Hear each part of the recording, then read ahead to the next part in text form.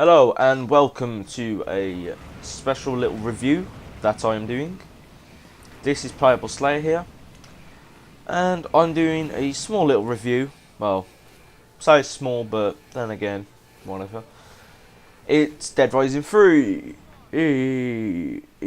Anyway, DeadRising3, great game, absolute goddamn love it.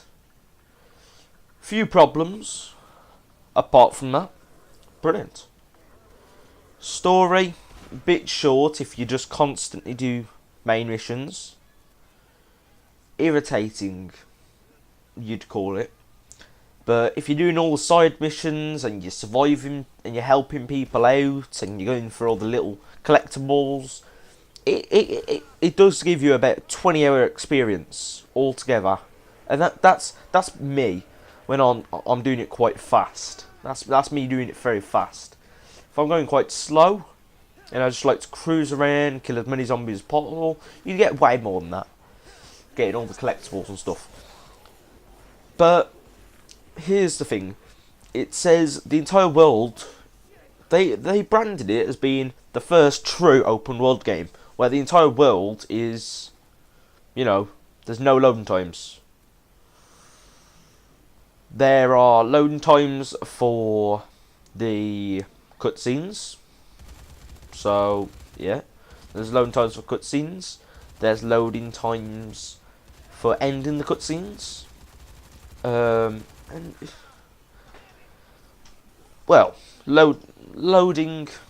Loading screens aren't a problem when it's cutscenes, really. I'm just complaining for nothing. But the world is not officially entirely generated all at once. I mean, sometimes if you're going around on a motorbike and you're going around the cities and you're doing that, I once saw an open road, kept going, boom, straight into a wall that apparently wasn't there, and then all of a sudden it generated. So I think it's good. Apart from the generation of the actual models and stuff, zombies near enough always there. I think they're like a 500 meter radius around you. You can see them for like 500 meters, and you won't see them. Which it's quite far. Let's be honest. It's quite far. You can get loads of zombies on the screen. It's brilliant. It's brilliant. I'd love it. The reason I'm making this review, I just wanted to let people know that it's about the generation issues. The cutscenes have loading times for some reason, and well, there's a couple of bugs in there. Not really much that I'm irritated with.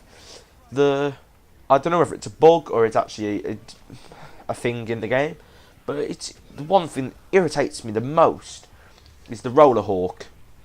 The motorbike that you combo with a steamroller. Yeah, that one. Anyway, get one of those and you ride it up a ramp, or you just accidentally knock it off something and it goes on its side or it's upside down. There's no way of flipping it back over. And that's it. You just lost it.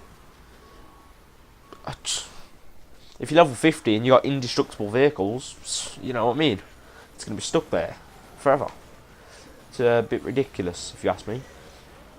So yeah, I don't know why they would put that in, or whether it's a bug, I don't know. But that's one problem I find. Another problem. There are, well, not all the time, but it's a bit difficult to get on rooftops. I guess it's supposed to be like that. But finding the way up to a rooftop or to a bit of a city can be quite difficult. And you can get lost. Difficulty isn't that bad. As long as you ain't on like the motorway and you're getting surrounded, then you're literally fine. You're completely fine. OP weapons. the ultimate combo weapons, super combo weapons. There's only one thing that I found that's really overpowered. It's not the Freedom Bear, because Freedom Bear, it's fine. You get like 50 bullets in it, or maybe 100, which I think that's brilliant. I love it. I love using that. Get a flare, boom, loads of zombies come out, pop one of them down, knock them all. It's really good. Love it.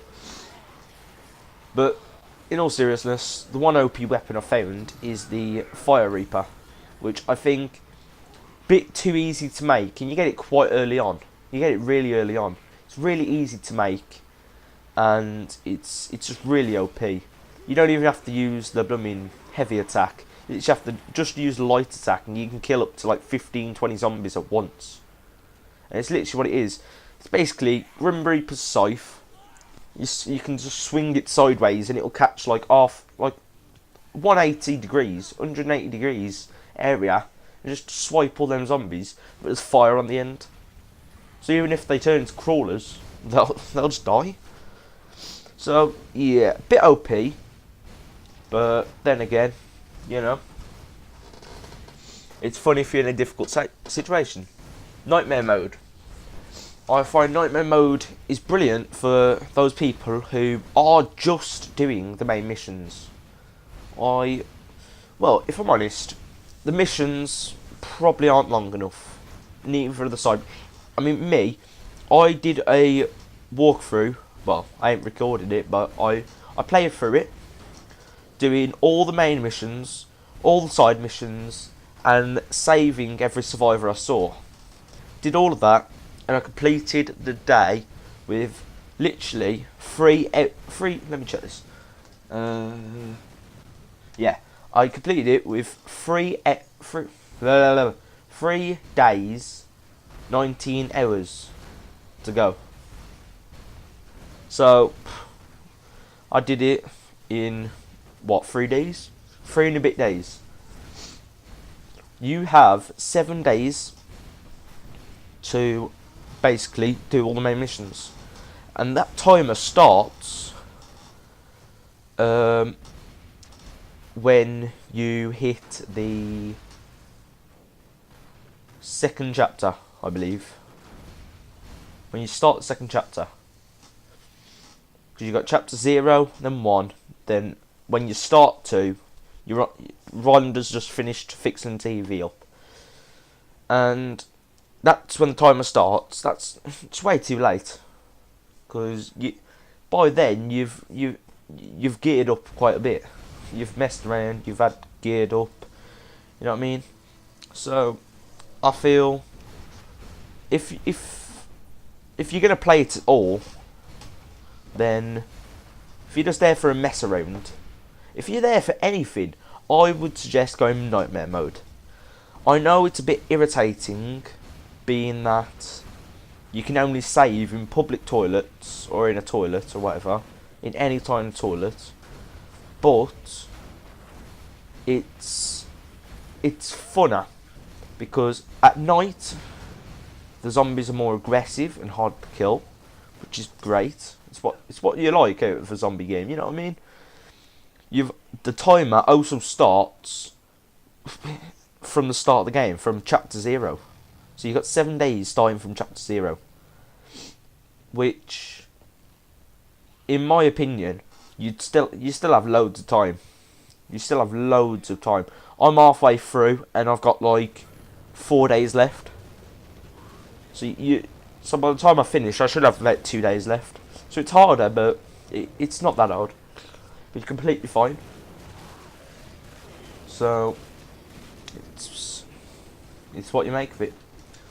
Overall, I'd rate it a 9 out of 10. Graphics are brilliant. The mechanics are brilliant. Not that many glitches with the zombies. Some glitches with your character and the bandit characters, like the alive characters, not zombies. Zombies, I've seen no glitches. Bandit characters and your character, I've seen some. Weapon glitches, I haven't seen none. Vehicle glitches, I think I've seen 1 or 2. And, well, overall, I'd give it 9 out of 10. 8.8 8.8 out of 10. There you go. 8.8 out of 10. That's what I'd give it. It's one of the best games I have ever played, really, apart from all my opinions. And I cannot wait to get back on it anytime soon, because it is a great game. I goddamn love it. But yeah, this has been Playable Slayer, giving you a review of Dead Rising 3. I should have put the background as Dead Rising 3 gameplay. Just me messing about, I think.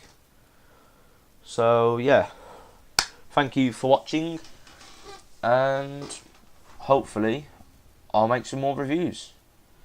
Thank you. Don't forget to watch my walkthrough that I'm putting out, and goodbye.